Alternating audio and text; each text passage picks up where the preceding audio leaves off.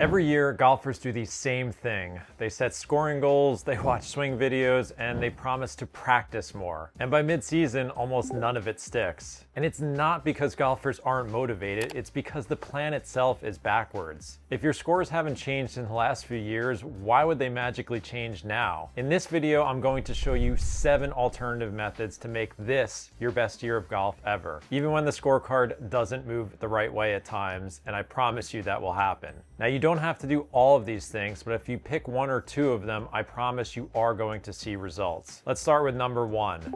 Do not default to scoring goals. When most golfers are looking at the year ahead, naturally they are going to set scoring goals. They want to achieve a certain handicap or break 80 or 90 a certain amount of times. Or it could be something like winning your club championship or qualifying for a big local tournament. Now, these are all external goals, and yes, they can be motivating for some golfers, but in my opinion, they're just too easy and obvious to set. But worse, they're going to disappear rather quickly and don't give you any actionable steps that you can hold yourself accountable to. In my opinion, that's the most important thing. Of course, we all want to lower our handicaps and shoot lower scores. It's so obvious. But when we start to focus too much on the scoring goals, what it does is it creates a lot of pressure when we're playing, and then we start making poor decisions in the short term on and off the golf course. So what should you do instead? Well, you have to think a little bit more critically and dig deeper. If you're a 15 handicap and you want to get down to a 10, what is literally holding you back? Is it your putting, your tee game, or your wedge play? And then we get even deeper than that. If it is your tee shots, what is the physical skill that's holding you back? For example, is it a swing path issue, or perhaps you're just really not great at picking targets? And do you have a plan to address whatever the fault is in practice, or maybe get some swing lessons? Or as I said, maybe it's the result of bad strategic decisions, or maybe you're just giving up on your rounds too easily. In golf, we need to get down to the root cause of the issues and, more importantly, set process-based goals that we're in control of. For example, in my own game, I knew that the driver and putter were specifically holding me back from becoming a scratch golfer, which was my ultimate scoring goal. And when I dug deeper, I knew that it was poor club face control in both categories that I had to specifically work on when I was practicing to get me over that hump. So in this video, I'm going to give you a ton of ideas on what these specific steps look like, and more importantly, how to uncover them, because it's not easy at times. It could be through better stat tracking, increasing your golf IQ, or having more efficient practice sessions. Either way, I'd like to ask you to resist the urge to make superficial scoring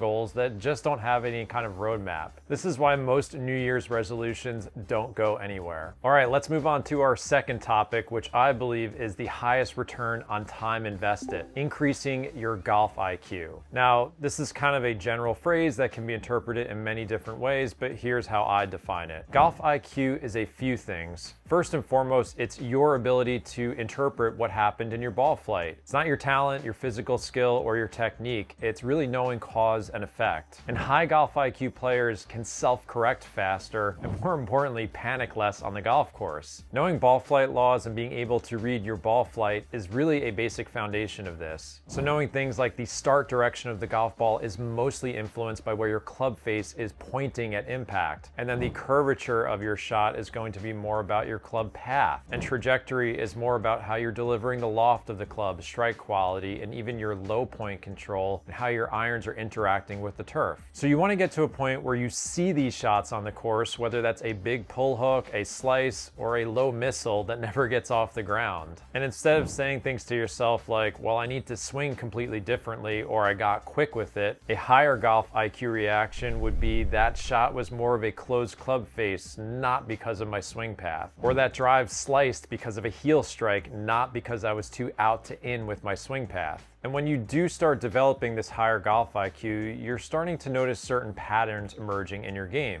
And more importantly, you'll have more interventions like opening the club face a little bit more or moving that strike away from the heel of the club face. Now, it's not easy to build this knowledge, but myself and Adam Young constantly are trying to teach golfers how to do this on our podcast, The Sweet Spot. It's my goal for golfers of all levels to have this awareness when they're playing and practicing. Now, another way to build your golf IQ is understanding course management or strategy. A lot of golfers waste a ton of strokes and, more importantly, mental energy because they either don't know how to pick targets effectively, or they just don't even give it much thought when they're playing. So if you learn the basic rules of strategy from reading a book like Every Shot Counts from Mark Brody, you can learn a system like Decade Golf, and of course my book, The 4 Foundations of Golf, has some really clear plans in there. This is a really efficient ways to lower your scores just by increasing your knowledge. You're going to make better decisions by understanding your tendencies, your shot variants, and more importantly, applying those to the design of each hole you're playing. So once you know the rules and commit to executing them, you can legitimately lower your scores overnight without changing your golf swing at all. Even your expectation management is a crucial part of what I call golf IQ. Higher IQ golfers understand the variance of their scoring and, more importantly, the types of shots they're going to see on the course relative to their skill level, and even what their misses look like on decent golf swings. They know that a good shot might be 20 feet from the pin on the green when they're 100 yards out in the fairway, or even leaving themselves a straightforward chip shot after hitting a 7-iron is nothing to get angry about. Now, golfers who don't understand the nuances of their game lose their tempers too easily and demand way too much of themselves without even knowing it. I was like this for a really long time. And of course, they're not going to reach whatever goals they had if their expectations are way out of whack. Now, I'm going to do a whole other video on what I believe is golf IQ, but these are really the intangibles of the game that are really hard to define at times. But the good news is that you can learn from resources like myself and other coaches who defer more to what I call playing skills. Now, I played golf with a very low IQ for many, many years. I just didn't really see things clearly, and when I was able to peel back the layers a bit more, it just made golf more enjoyable and, more importantly, helped me score more efficiently. Now, that's one of the goals of this channel, is continually to help you raise your golf IQs so you can do the same. So make sure you're subscribed and don't miss any of it. Little plug for the channel there. Now, I know we're on YouTube and you want some swing advice, so let's move on to the third way to make this your best year of golf ever. I want you to improve your swing mechanics, but do it strategically. Now, I just talked about how increasing your golf IQ can lower your scores efficiently, but most golfers think that increasing their swing IQ and watching hours and hours of swing tips is going to make them a better player, and unfortunately, it just usually backfires. Let me make something really clear. You do not need to know much about the golf swing to become a better golfer. Some of the best players in the world couldn't explain the golf swing theory to you at all, but understanding how your golf swing works specifically, and more importantly, how each part of it fits together, is way more important. Most golfers hear a term like improve your swing mechanics and they think about positions, aesthetics, or even copying the swings of their favorite professional golfers.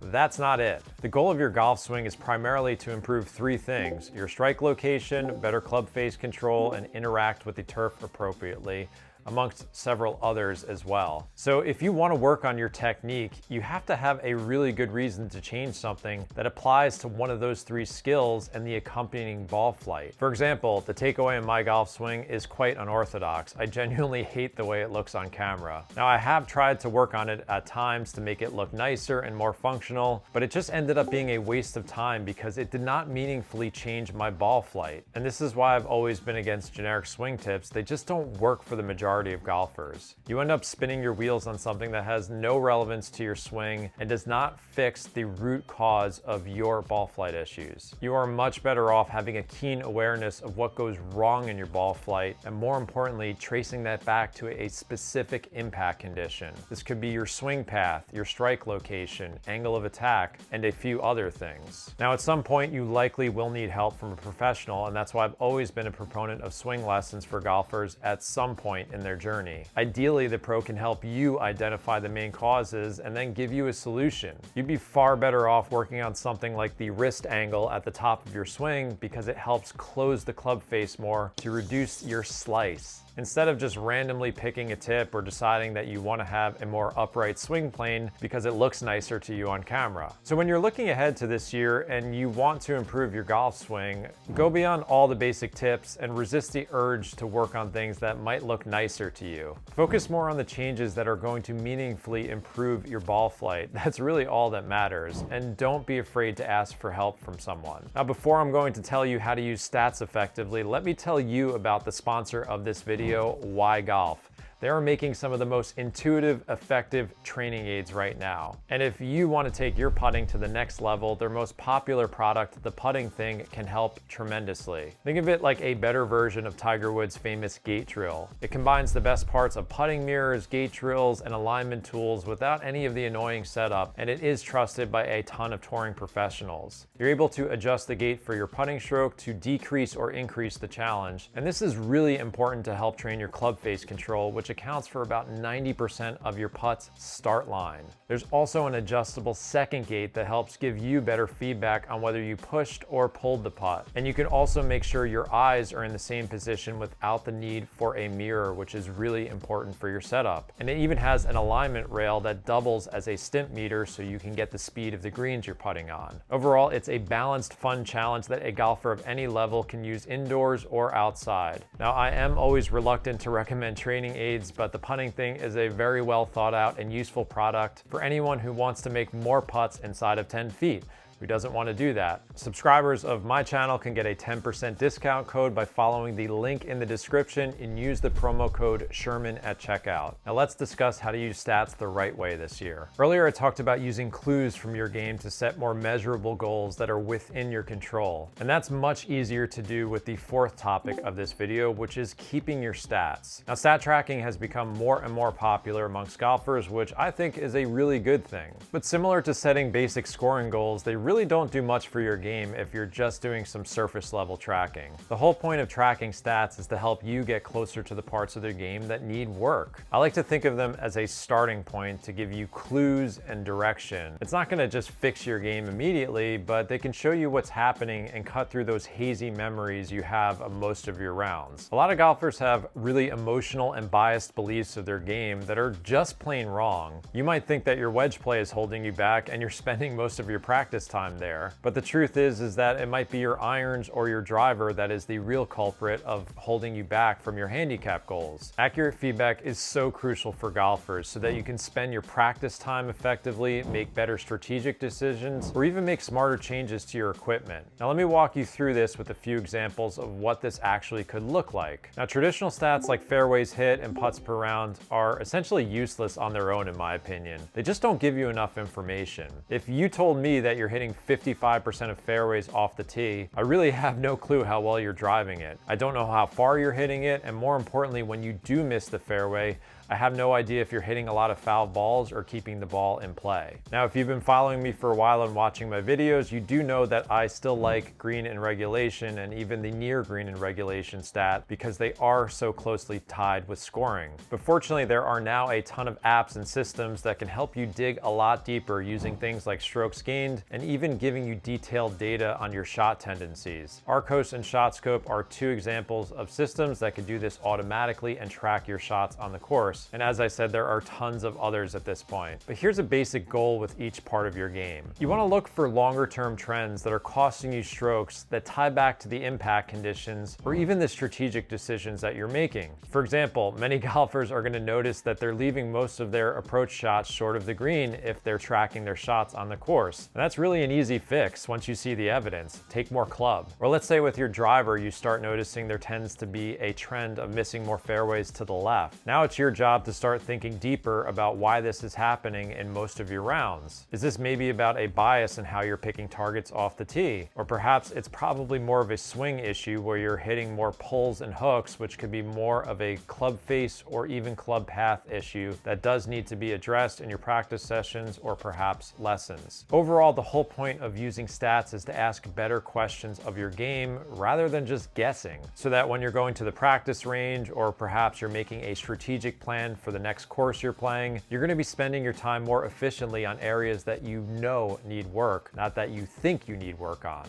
And one other side benefit of doing more detailed analysis on your statistics is that you might get confidence in a part of your game that you were just too hard on yourself about. You might think that you're a horrible putter because you've set your standards way too high and you just don't know what reasonable outcomes are on the course for your skill level. And you're bringing that attitude around with you in every round you play. But then when you start seeing your strokes gained or you're making strike rates from different distances, you start to realize that you putt as well as a 5 handicap even though you might be a 15 handicap. And honestly, that simple knowledge can really transform about how you feel about yourself on the greens, which can lead to even better putting performance. So if you're using stats the right way, they don't really add complexity to your game. That's not what you want. They're really removing confusion and getting you close to the root cause of your issue. And it also ties together with the other topics I've discussed so far. It's going to increase your golf IQ. You're going to set better goals, and you're going to do the right kind of work on your golf swing. And that's a perfect segue to the next topic: having better practice habits this year. The most common complaint I get from thousands of golfers is that they're hitting it great on the range, and then that golfer is nowhere to be found on the course. And the brutal truth there is that these golfers just aren't skilled. They've probably gone way too overboard on swing thoughts. So here are some ideas on how you can practice more effectively this year. So one of the biggest mistakes I see is that golfers confuse technique with skill. Now, technique is how your swing looks. It's physically what you're doing. It's your wrist angles. It's how the swing plane is moving, all of those things. But skill is what you're actually making the ball do. And those two things are not the same.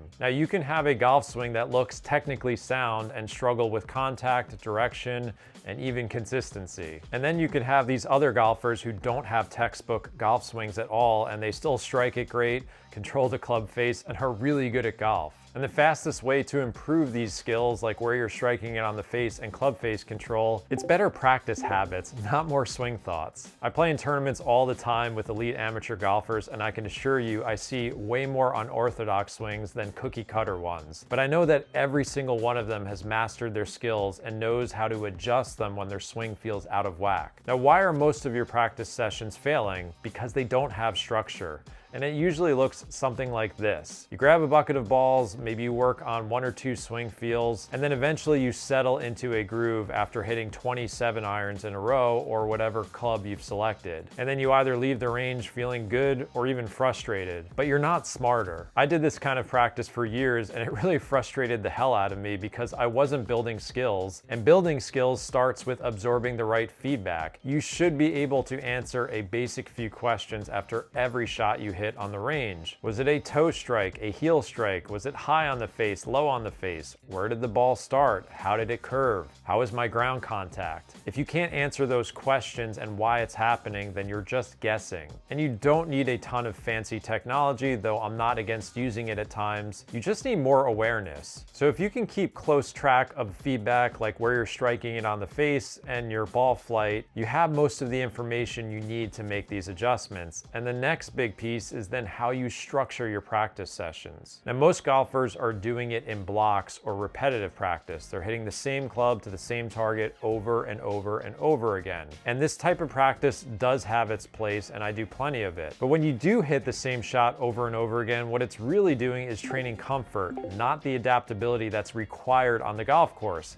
That's why you get frustrated. So skill-based practice is more constraint-based, and it's variable. That means changing targets and changing clubs more often. But more importantly, it's choosing one skill and challenging yourself to improve it. For example, I've talked about how I've struggled with pulls and hooks for years, and then I just obsessed with one simple task. What could I do to get the club face more open during my golf swing? To this day, I still believe it's the best skill that I had that eventually made me a plus handicap. And to be honest, I have zero consideration for all of the technical checkpoints throughout my golf swing. But I do have a really keen awareness of how open or closed my club face is, and an ability to adjust it at times. And then when I finally got better at starting the ball in the right direction, I then worked on my club path to help reduce the curvature of my shots. Additionally, I realized that I had a clear tendency to strike it closer to the heel of the club at times. So then I would focus really hard on trying to strike the toe to neutralize that issue. This is much closer to what the golf course actually asks of you. It's not asking you for swing theory. Now, this type of practice does not have to come at the expense of your technical work on your golf swing that I did discuss earlier. You could spend part of your practice session just working on strike location.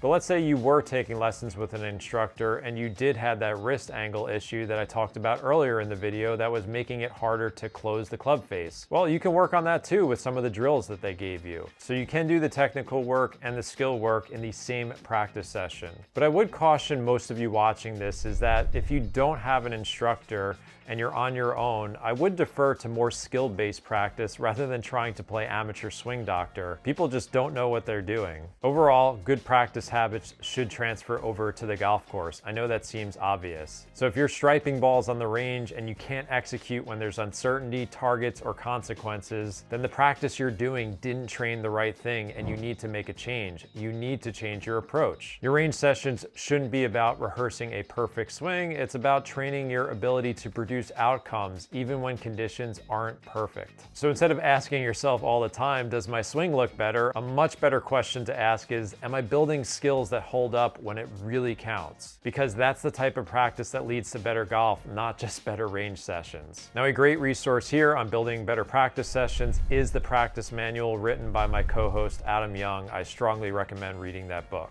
So now that we've talked about skills and practice, let's talk about something that has a huge multiplier effect on all of that: speed and fitness. Now, a lot of you watching this video are over the age of 30, and the bad news for all of us is that our bodies start to decline if we don't do anything about it. We're gonna lose muscle mass, we're gonna lose range of motion, and unfortunately, nagging injuries are going to start mounting up. But the good news is that if you are willing to spend anywhere between 60 to 120 minutes of your week with some focused work, you can prevent this from happening. And even better, make upgrades to your swing speed, have more control of your golf swing, and reduce these nagging injuries. Now, you don't need any fancy programs. A lot of people get overwhelmed when they talk about golf fitness. Taking care of your strength, your mobility, and more importantly, your explosiveness can make a meaningful difference no matter how old you are, and even if you've never worked out before. So let me cover all three of these topics very briefly so you know what I'm talking about. So getting stronger has a ton of benefits for your golf game and just overall quality of life. And more importantly, it increases your capacity to swing faster. Now, I find the easiest way to do this is by doing 2 to 3 full body strength workouts every week, or most weeks if you can. These don't need to be long or complicated, and you can use basic barbells, body weight exercises,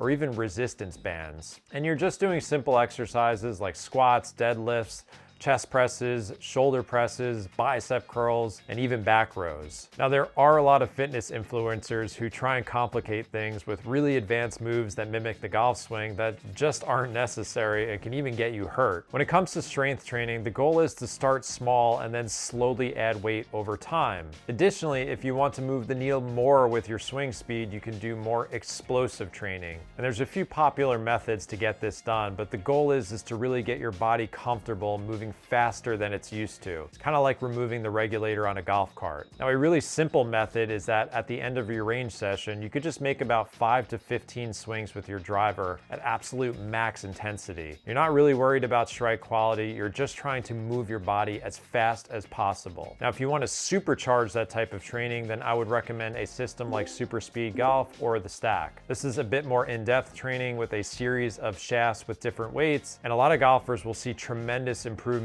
in their swing speed if they stick with these programs. And if you really want to check off all the boxes and swing as fast as possible, you can do other exercises like jumping or throwing medicine balls, which really help with applying more force to the club head. Now, I do have an entire video on this type of training, which I'll link to in the description. Now, last but not least is something called mobility. And don't confuse this with static stretching. It is not the same. This is more about moving your body through range of motion under some tension. Now, for the past few years, I've done a mobility routine every morning for about 5 to 10 minutes. I'm working on my hips, my thoracic spine, and a few other areas, and it's just a nice way to start the day. But more importantly, it's helping improve my range of motion with my shoulders and the turn I can make, and it's making me feel less stiff when I wake up in the morning. I used to struggle to put on my socks, and now it's no problem. I also have far less lower back tightness and just a bigger ability to move my body effectively when I'm swinging a golf club. Now, I would say that mobility is probably the smallest lever to pull of everything I've discussed, and strength training will take care of a lot of it, but I think it's a nice little bonus habit that you can add to your life that will improve how your body is feeling on a daily basis, and it will help your golf game in some way. Overall, I just think that taking care of your body is the best habit you can adopt in the new year, and I'd love all of you watching this to consider it. And even if one of you starts taking fitness more seriously, that will make me really happy. But I also know that whenever I mention this, golfers get get really overwhelmed and they don't know where to start because there's just so many resources out there. So I'd recommend taking a look at Mike Carroll's Fit for Golf program. I've learned a ton from him and I've adopted a lot of his philosophies, and he's very much in line with how I see golf in general.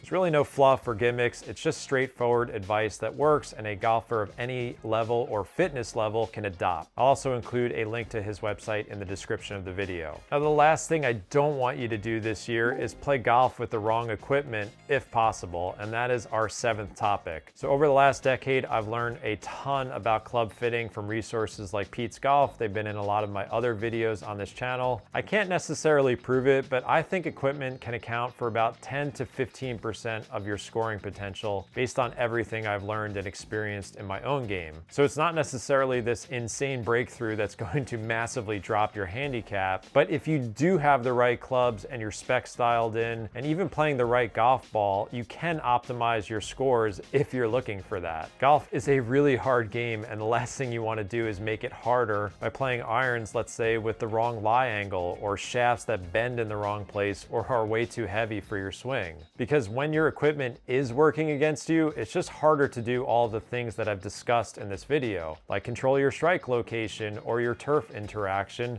or even club face control. Your equipment does play a big role in that. Now, I don't want all of you to rush out and buy an entire new set of clubs immediately, but similar to my view on swing lessons, I do think that golfers who are serious about their games should get their equipment checked by a qualified club fitter at some point. Now, I do have a ton of resources on this on the channel. The basic thing that you really want to do here is just making sure that your equipment matches your swing tendencies and how you're delivering the golf club. That could be the sole design or even the lie angle on your wedges. It could be the center of gravity on your driver. It could be the profile, weight, and flex of the shafts you're playing throughout your set. Or even the type of putter head that you're playing. Is it face balanced or does it have more of a toe hang? Now, I can tell you from personal experience that dialing in my clubs has definitely made the difference in tournament play and even winning some club championships. But I think a common misconception about club fitting is that less skilled golfers shouldn't think about doing it. In fact, I think it's the opposite. Skilled players can actually get away with playing the wrong equipment more than, let's say, the mid-handicap golfer. Now, I'll link to some of the podcast episodes and other videos I've done to help educate you more on club fitting, because it does go way more in depth than everything I've discussed here. Lastly, don't overlook your golf ball either this year if you've never checked it out. While I wouldn't say it's as important as the golf clubs you're playing, the right golf ball can have a decent amount of influence on the following things: driver distance, greenside wedge control, iron stopping power, or even how your golf ball is reacting in the wind. Now, I used to make the mistake of just testing golf balls indoors on my launch monitor, and you'll see a lot of other YouTube videos where people are doing the same thing. But that doesn't really tell the full story about how a golf ball will react in the air due to its dimple design. I'd highly recommend checking out Ping's ball fitting engine called Ballnamic.